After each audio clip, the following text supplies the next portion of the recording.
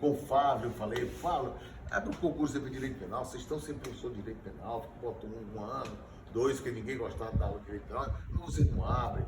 E tem tanta gente boa aqui fora querendo a cadeira de Direito Penal, que sempre foi tão disputado, Olavo Oliveira, vocês estão... Ninguém fazia, até que veio a Constituição. Com a Constituição que foi obrigado a fazer. Aí em 91 eu entrei como professor da universidade. Nessa época eu ensinava na Unifor, eu fui professor da Unifor, de 86 a 91. E aí eu comecei a ser professor, quando foi no ano seguinte, os colegas me chamaram. Eu tinha, na época, exatos 10 anos, 11 anos de formado, e os colegas se reuniram. Eu já tinha sido conselheiro da OAB, conselheiro estadual do Silvio Braz, os colegas me chamaram assim, Cândido, me diga uma coisa. Nós precisamos mexer na OAB. Estava aquele tempo que o Luiz Cruz foi vários anos presidente, Roberto Martins foi vários anos, depois o Luiz Cruz foi uns 10 anos presidente, depois aí entrou o Hernando, Feliciano, então, vamos botar uma turma mais nova, botaram o Corta ali e tal, botaram o Corta, embora. Aí eu me candidatei em 92, eu tinha 11 anos de formado. Candidatei com uma pessoa que eu tenho um carinho, tinha um carinho maravilhoso, imenso por ele. José Alberto. Não, meu adversário, José Alberto foi meu vice-diretor, meu vice-presidente. Foi o Feliciano de Carvalho. Eu concorri com o Feliciano de Carvalho, mesmo o Feliciano sendo uma referência para mim. E nossa amizade só aumentou. Eu concorri com ele em 92, perdi para ele. E eu me lembro que nós perdemos, e aí nós fui tomar uma cervejinha lá no Peixada do Meio, que tinha Peixada do Meio. Tinha. Aí o Wellington Filho chega lá e diz, rapaz, você deixou a gente lá só, tá triste? Não tô não, cara. Eu simplesmente acho que o próximo presidente da OAB vai ser eu. Por quê? Digo, o tanto de voto que eu tive, macho. A pergunta que eu faço é o seguinte, será que eu estou preparado agora para ser presidente? Você lembra quando vocês me chamaram para ser candidato? A pergunta que eu fiz foi, eu estou preparado para ser presidente? Porque eu fiz essa pergunta a vida inteira. Para mim, eu fiz a vida inteira. Eu digo, olha, eu acho que agora eu estou animado. No ano seguinte, 2 anos depois, em 94, me candidatei, fui presidente da OAB. Foi um período maravilhoso, acho que fiz grandes realizações e tal. Quando terminou esse período, eu não fui reeleito, aí eu fui fazer carreira acadêmica. Nessa altura, o meu grande sonho estava já se concretizando. Eu já tinha me tornado um advogado relativamente conhecido, estava um advogado estabilizado. Eu digo, agora eu vou fazer uma carreira acadêmica. Eu fui fazer mestrado, doutorado, escrever algumas obras e fazer uma carreira acadêmica. Fui chefe de departamento durante muito tempo, até que em 2010 os colegas chegam para mim. Rapaz, a gente está precisando de um diretor aqui na faculdade, você está escolhendo para poder. Eu digo, rapaz, será que eu estou preparado para ser o diretor da faculdade? Eu sei que a faculdade está numa situação horrível. Nós tínhamos nota 3 no MEC, nota baixíssima, 3. Já tinham começado os exames unificados da OAB e havia uma classificação. A OAB publicava, deixou de publicar porque as privadas foram para cima e tentaram entrar na justiça, a OAB para publicar. E nesse exame eram tidos como os bons cursos aqueles que em cada exame de OAB passava pelo menos 20% dos seus alunos inscritos, né? E a média era 11, 10, que estava 20, ficava entre as 40, 50 melhores universidades. Nós estávamos atrás de 100. Então, quando você abria lá, estava USP, Santa Catarina, Paraná, Viçosa, ali entre as primeiras, né? Normalmente as federais sempre estavam um pouco na frente, aí tinha as PUCs e tal, e a UFC depois de 100. E aí ele disse, olha, vamos pensar sobre isso. Agora, a minha pergunta, eu estou qualificado para isso, eu estou preparado para isso? Essa pergunta que eu estou fazendo. E aí, acabei concorrendo, fui eleito, lá na época a gente fazia como eleição mesmo, votava aluno, que eu sou contra isso, eu acho que um aluno que entrou na faculdade, ele não conhece a universidade para votar. Ele acaba votando por razões completamente estranhas, questão pedagógica. Mas enfim, a regra era essa, e aí eu fui eleito diretor. Fui eleito diretor, assumi no final de 2011. Em 2015, então detalhe, quando eu assumi, a UFC, a Faculdade de Direito, não estava entre os 50 melhores cursos de Direito do Brasil, o que era um desprestígio. Se considerava que um curso de Direito Humano estava entre os 50 e top os que tivessem os primeiros 20. Nós estamos depois de 100. Aí eu assumi, com nota 3, então, eu fui lá e assumi. Em 2015, nós tínhamos nota 5 no MEC e éramos o primeiro lugar isolado no exame de ordem. A nossa média foi 70, nos 15 primeiros exames de ordem, e quem me avisou isso foi o reitor que estava em Brasília, o Jesualdo. Ele viu no jornal Correio Brasiliense, que a OAB divulgava lá, e me ligou: rapaz, parabéns.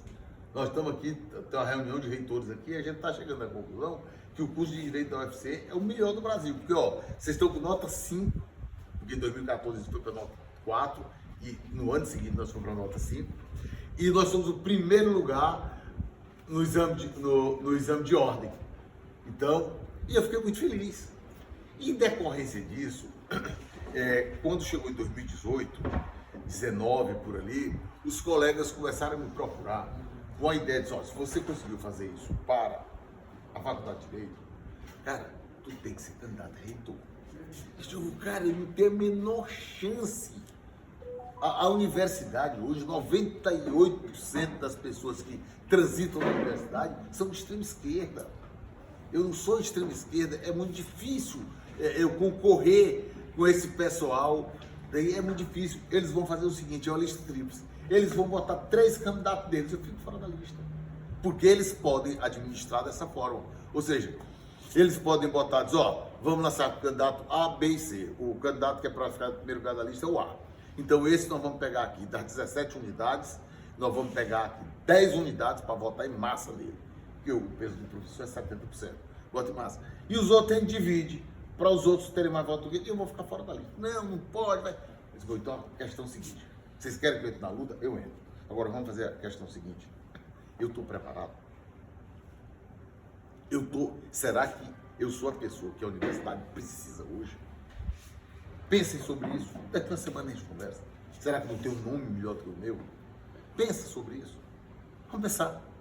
Vamos pensar. Porque eu só quero ir se realmente eu tiver condição de fazer uma grande administração. Senão eu prefiro ir. Na Faculdade de Direito, eu fiz essa questão, me preparei, fiz um planejamento e, por tanto, a coisa aprovou que vocês estão me pedindo agora para ser candidato a reitor. Mas vamos pensar sobre isso. E uma semana depois a gente fez uma reunião, vai, não vai, aquela história de: olha, eu acho que nós não temos chance.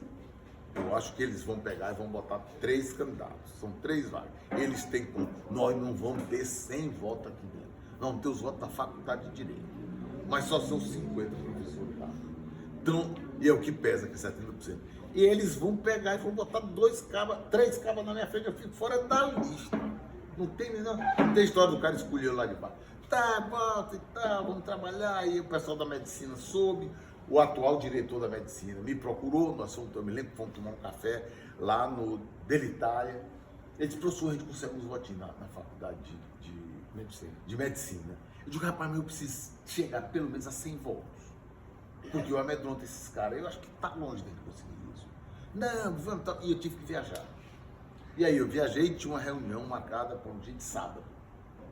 E eles foram para essa reunião. E aí entrou o pessoal da economia também e tal. Eu estava almoçando com minha mulher, estava viajando, quando o Marcos me ligou. O Marcos me ligou e disse: Cândido, olha, terminamos a reunião agora. Tinha 18 pessoas mais ou menos aqui, umas 15, 18 pessoas aqui, e nós decidimos que nós vamos ter um candidato a reitor. Nós vamos deixar passar esse reitor. Eu não sei se você lembra que algum tempo antes, na sucessão do René, o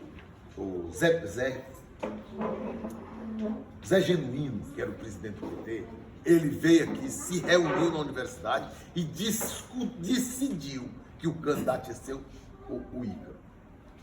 E na Faculdade de Direito, eu achei um absurdo aquilo. Nem que o cara que é presidente nacional do PT, deputado por São Paulo, veio decidir que é o reitor da UFC. Porque tinha que ser do partido deles. A gente achou um absurdo aquilo. E aí os meninos disseram: nós vamos ter o candidato, a gente decidiu, vamos para cima. Tá certo, contem comigo, estou dentro, que é o nome que a gente vai trabalhar. Eu disse: o nome é o seu. O meu, você decidiu, é você. Eu disse: tá bom, então vamos lá. Agora vem a pergunta: não tem ninguém melhor do que eu para ser reitor? Que é isso? Não, eu fiz essa pergunta quando fui para ser diretor. Eu fiz essa pergunta quando eu me candidatei na OAB. E agora eu estou fazendo essa mesma pergunta. Eu sou a pessoa certa para ser o reitor da UFC. Eu sei que a UFC é uma situação tão difícil, sempre fazer essa comparação, que Campina Grande, bem aqui, que é uma universidade muito mais nova, tem 16 patentes. E a UFC, que tem 65 anos, só tem uma patente. É uma vergonha. A UFC é a 11ª universidade do Norte e Nordeste do Brasil. Isso é uma vergonha. Mas a pergunta é, será que eu consigo fazer isso? Vamos pensar sobre isso. Eu estou viajando, quando eu voltar, vocês estão pensando que tem que sentar, porque se tiver um nome melhor, nós vamos botar lá. Tá bom? Tá certo. Quando eu cheguei, não, porque não é você mesmo e tal, e já foi uma luta. Fiz um planejamento, vamos fazer e tal. Foi uma confusão quando eu assumi, eu passei 12 dias sem poder entrar no gabinete, mas para mim foi tranquilo, porque o Ícaro, que tinha sido indicado por Zé Genuíno, com apoio de todo mundo, passou 60 dias para entrar. Porque na hora de dividir os cargos lá, não tinha cargo para todo mundo. E os caras, não sei se você lembra, fizeram um quebra-quebra, quebraram uma tela do Raimundo Sela, que fui eu que recuperei, quantos anos depois. Eu consegui, no Rio de Janeiro, uma moça que fazia recuperação, o quadro ficou perfeito. E eles acamparam, botaram, não sei se vocês lembram das fotos, eles botavam um fogareiro em cima da mesa do reitor e ficavam fazendo que estavam fazendo comida e tal, e avacalharam. E ele passou 60 dias para entrar. E os comentários, né? Só, me fizeram batendo o tempo todo. E eu todo tempo rebatendo. Você era. Qual é o cargo que a senhora tem, que a senhora, meu filho não precisa de cargo nenhum. Ele é a pessoa que eu conheço, que é responsável. Não sei se você viu. Lembro. Ela malhando o pobre do canto, meu Deus do céu. Mas fazia parte. Quando eu fui para ser indicado, o ministro me perguntou: se você sabe o tamanho do problema que você está enfrentando, eu digo, ministro, com relação a isso aí, não se preocupe, não. Eu não tenho medo de confusão. Você não tem medo de cara fechada desse povo, de jeito nenhum. Então,